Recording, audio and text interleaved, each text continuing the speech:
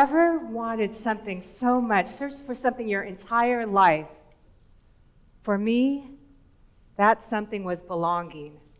I longed for it. I chased it. I waited for it to show up. But by the time I hit 53, I realized something. If the world wasn't handing it to me, maybe it was time I created it myself.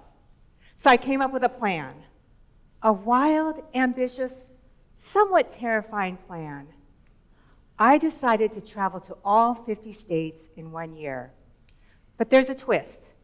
I wasn't looking for landmarks or tourist traps. No, this was going to be deeply personal.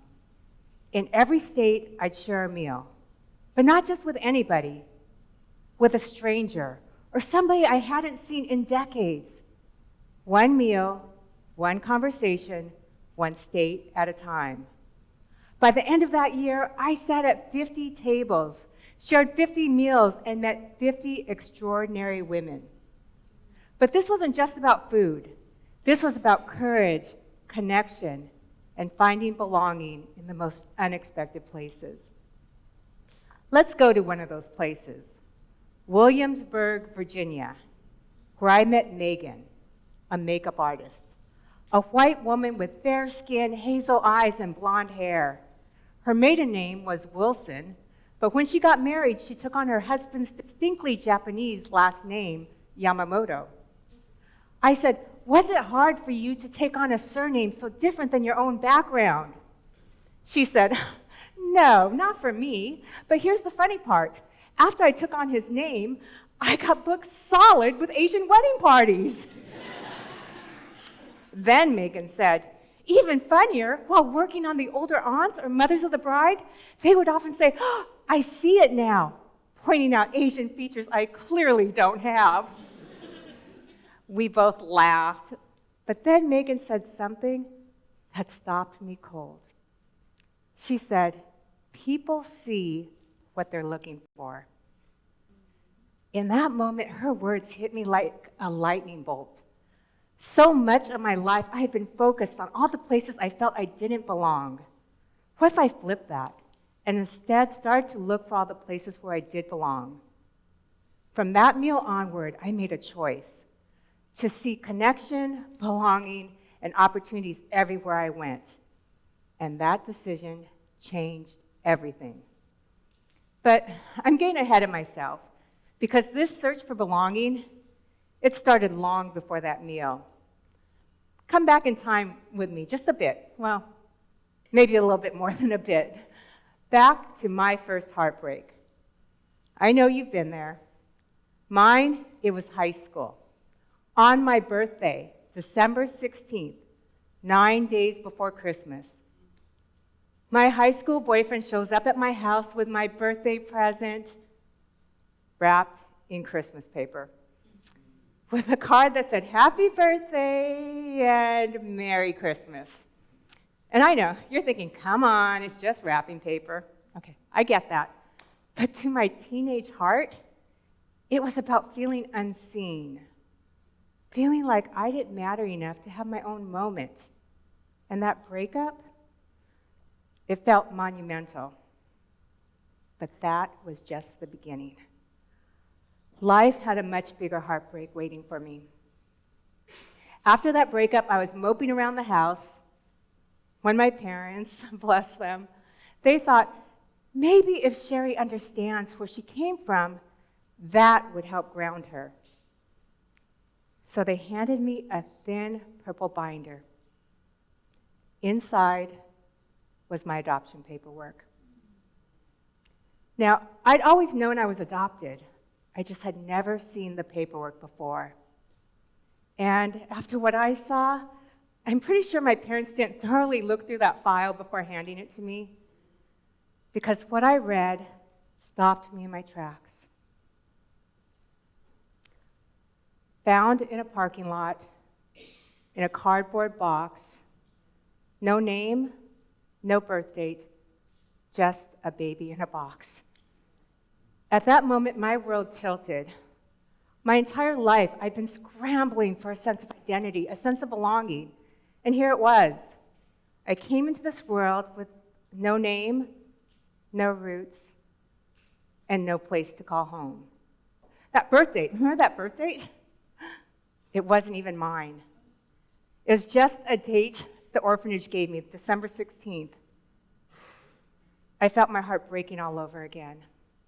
And this search for belonging, it didn't stop there. It followed me everywhere, like a shadow. I became an attorney, an author, a speaker, a wife, a mother to 2 incredible kids. From the outside, it looked like I had it all. But inside I was still that baby in a box, still desperately searching for a place to belong. Then I started looking around me, and what I saw was that this search for belonging, it's not just my story. It's everywhere. It's here. It's in our communities. It's at epidemic levels in our country. I couldn't help but wonder, what boxes are we all carrying? What's keeping us from connecting with our neighbor, our coworker, our family member, our community?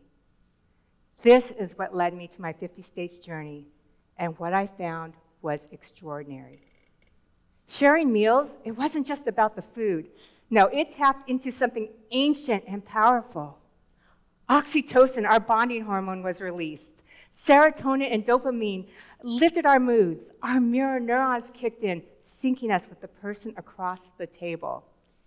Eating literally shifted our brains into rest and digest mode, lowering our stress and opening us up to connection. And this is not anything new. This is evolutionary. Since the dawn of time, sharing food has meant safety, survival, and belonging. Travel with me to Eagan, Minnesota, where I met Anne. After years of working as a corporate executive, she now runs a nonprofit whose mission is to change aging from a challenge to a celebration. Over a beautiful Viking-inspired charcuterie board and gorgeous glasses of red wine, she said, "Shari, this past week, one of our longtime elderly clients got a hero's welcome just for showing up to the grocery store shuttle bus after a brief illness. Everyone wanted him to know he had been missed." Then she said, "That's all anybody wants, to know that they will be missed." That moment changed me. And I sat there and I silently pledged, I am going to live a life so powerful that when I'm gone, I will be missed. And then there was Kate in Greenwich, Connecticut. A week before our meal, she called me. "Shari, my husband's cancer has metastasized. He's just been placed into hospice care." I immediately offered to reschedule, but she said, "No, we've been planning this for almost a year. I want to meet." We shared a meal. Then a few months later, I received a text. "My husband passed away this morning, and I wanted you to be one of the first to know, because you became a part of my story by being there during this time." I was sitting in my car when I received that text, about to go into a TV studio. I took a deep breath. And when I shared Kate's story during my interview, I finally realized why this journey mattered so much. In those 50 shared meals, I had finally found the belonging that I'd been searching for my entire life. And that box I was found in as a baby, I had flipped it.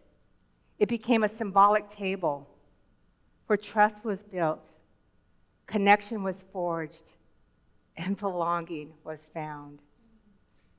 So here's my invitation to you.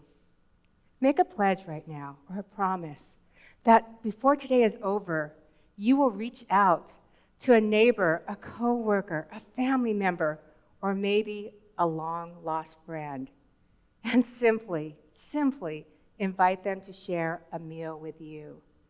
Together, let's flip the box. Let's create belonging and build a table where everyone has a seat.